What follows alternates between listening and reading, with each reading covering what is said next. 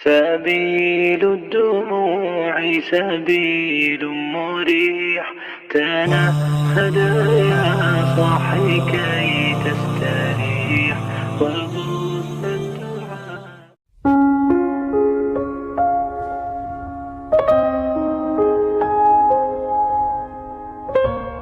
Saya pengen ngebahas gimana cara kita menjaga wihdatus syuur, hatinya bisa tetap satu. Gimana caranya kita membangun sebuah perasaan yang sama antara kita dengan saudara kita.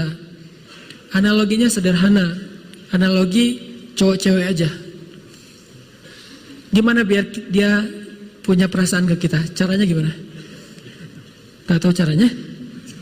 Pantesan ya, aduh. Wah, harus saya sharing juga nih, rahasia-rahasia dulu.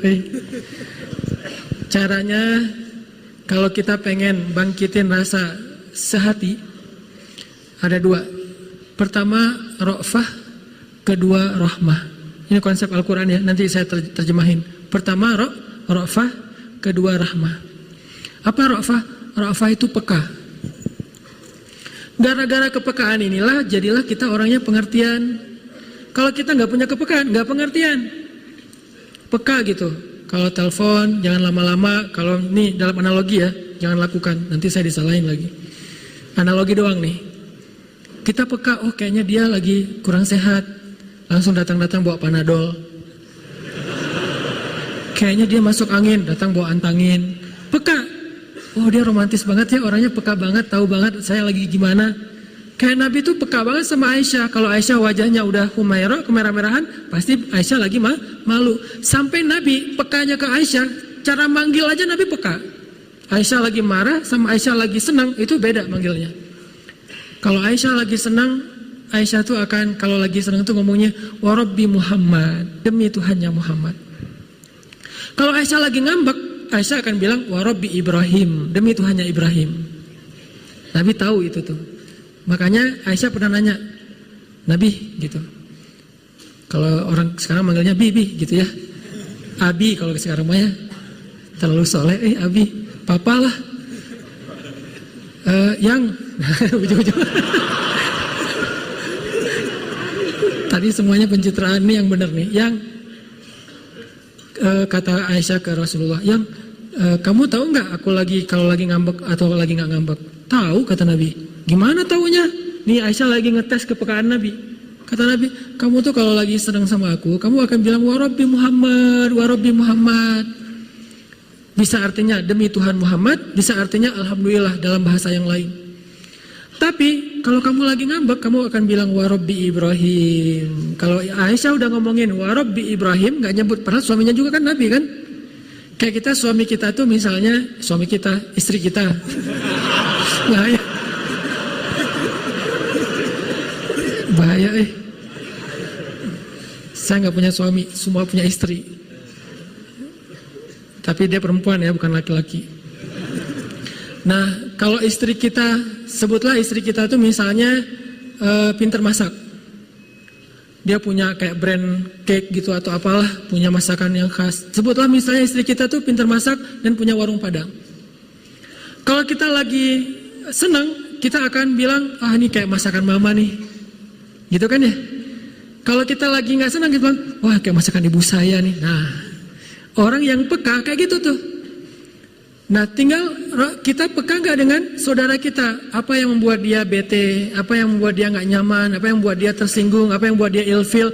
Kepekaan, empati yang tinggi itulah yang menjaga persaudaraan. Sehingga ketika kita ngomong, ketika kita komen, ketika kita bertindak, ketika kita ngelakuin sesuatu, selalu berpikir dengan angle perasaan orang lain.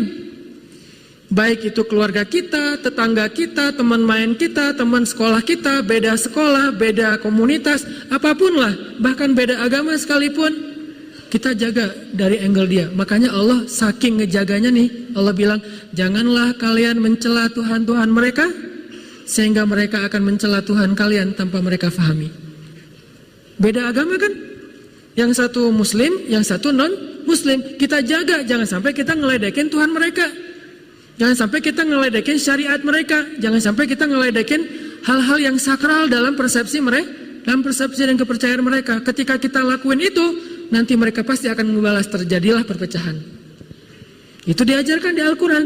Jangan kita ngeledekin Tuhan orang lain, nanti mereka akan balas ngeledekin Tuhan kita. Tapi kalau mereka yang ngeledekin Tuhan kita, ya udah, siapa yang paling baik berarti dialah yang menunjukkan akhlak. Kalau kita mengklaim Islam adalah agama terbaik, tunjukkanlah akhlak kita lebih baik dari mereka, kan gitu. Jangan sampai kita mengklaim agama Islam itu agama terbaik, ternyata kita nggak bisa nunjukin akhlak kita lebih baik dari orang lain. Berarti kita hanya kata-kata yang nggak ada buktinya. Nggak enak mau bilang omong kosong Kata-kata yang nggak ada buktinya nih. Islam terbaik, sunnah terbaik. Apa? Orang Islam tuh apa? Nabi itu akhlaknya uswatun hasanah. Tunjukin, dan itu amanah di dalam pundak, di atas pundak kita. Ketika kita mengaku sebagai Muslim, berarti kita punya tanggung jawab menunjukkan keindahan Islam kepada manusia. Tanggung jawab. Kayak kita ngaku, saya sebagai orang Aceh, berarti saya mewakili orang Aceh. Kalau saya ngelakuin kesalahan, semua orang Aceh kena gara-gara saya. Saya orang Bandung, begitu saya ngelakuin kesalahan, ternyata orang Bandung gitu juga. Saya orang Islam, begitu saya melakukan Islam, orang pasti otomatis, walaupun sebetulnya nggak semua orang Islam kayak gitu, tapi tetap gara-gara kita, nama Islam tercoreng. Bisa jadi yang mencoreng nama Islam kita sendiri. Sehingga kita jadi kayak punya tanggung jawab, amanah, saya harus lebih baik nih. Supaya orang tahu, oh memang Islam itu keren. Itu buktinya, itu buktinya, itu buktinya. Gitu. Hijrah ngaji. Kita yang udah rajin ngaji, harusnya nunjukin bahwa akhlak kita lebih baik di depan orang tua daripada adik kakak kita yang belum ngaji. Sehingga orang akan mengatakan, benar emang ngaji itu bermanfaat. Ngaji itu emang baik, bagus, banyak kebaikannya. Buktinya si AA, buktinya si adik misalnya. Tapi kalau pas udah habis ngaji, semua disalah-salahin, neraka semua nih. Karena saya dulu pernah ngalamin masa gitu. Wah, neraka kamu. Apa, semua salah di mata saya. Cuma saya doang yang masuk surga nih. Semua orang masuk neraka, pulang ke rumah. Bapak, ini dosa besar nih. AA, manggilnya abang kalau orang Aceh. Abang saya itu tentara. Abang tahu nggak azab kubur kayak gimana? Ngomong-ngomong belum apa-apa udah ngomong azab kubur. Jahanam, berat. Belum basyiron udah nazir, jadi ngelompat gitu. Dibalik harusnya basyiron, baru naziron juga ada waktunya. Nabi Nuh itu baru ngomong naziron setelah 950 tahun berdakwah. Baru naziron. Awalnya basyiron. Buktinya coba baca surat Nuh. Wahai kaumku, minta ampun kepada Allah, maka Allah mengampuni. Basyiron apa naziron? Basyiron, berita gembira. Niscaya Allah akan mengampuni satu.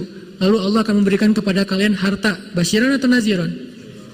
Kebun, air, keturunan, semuanya basyiran. Setelah sekian banyak basyiran, 900 tahun kemudian baru, ya Allah hancurkanlah orang-orang yang mendustakan ayat-ayatmu sehancur-hancurnya. Kapan ngomong kayak gitu? 900 tahun lebih. Dan kita mah baru sekali dibantah langsung, hancurkan ya Allah. Belum 900 tahun. Memang kita nggak akan hidup sampai 900 tahun, tapi setidaknya coba dulu deh. Kalau ketemu sama teman, ngaji yuk, kayaknya seru juga tuh habis ngaji kita ngopi. Jangan, ngaji yuk, kalau nggak ngaji lo masuk neraka. Berat, belum apa-apa udah neraka. Baru salah dikit neraka. Walaupun mungkin benar, cuman kurang tepat. Sehingga benar dan tepat ini harus jaga perasaan orang lain. Makanya Nabi itu ngejaga banget perasaan orang. Ra'fah bil mu'minina Raufun rahim, itu sifat Nabi. Orang yang sangat rafah, jaga perasaan. Saking jaga perasaan, Nabi itu selalu mencari persamaan, biar nggak ada gap. Ketemu dengan para penggembala ternak, Nabi ngomongin, tidaklah Allah mengutus seorang Nabi, kecuali pasti pernah menggembala ternak. Oh gitu ya Nabi? Ya kalau gitu profesi penggembala ternak keren dong, keren. Coba cari persamaan kan? Terus ngomong lagi ketemu sama orang miskin yang makan roti keras, namanya qadid. Rotinya keras, kalau mau dimakan dicelupin dulu ke air, rendam, baru bisa dimakan. Pas Nabi duduk di antara mereka gak enak hati. Aduh, gak enak nih mau ngehidangin yang kayak gini ke Nabi. Kan Nabi orang yang mulia, masa kita hidangin roti yang keras, disembunyiin, disumput aja gitu. Akhirnya kata Nabi, saya itu anak seorang perempuan yang biasa makan qadid. Oh gitu ya Nabi, yaudah yuk kita makan bareng. Makan bareng. Jadi terbiasa makan qadid. Dari ibunya juga ditunjukin. Ketemu dengan orang miskin, ya Allah, hidupkan saya sebagai orang miskin. Matikan saya sebagai orang miskin. Bangkitkan saya bersama orang miskin. Tapi jujur ya doanya, kadang-kadang kita kayak basa-basi gitu ternyata terjadi, ya Allah kok gitu banget sih. Basa-basi doanya. Kalau Nabi mah jujur. emang siap dengan konsekuensi doa itu. Saya kira doa itu kayaknya satu-satunya doa Nabi yang susah diamalkan. Ada yang pernah ngamalin? Dan saya juga yang ceramah nggak berani. Paling doa, ya Allah, rezeki yang halal, yang tayyib, yang berlimpah.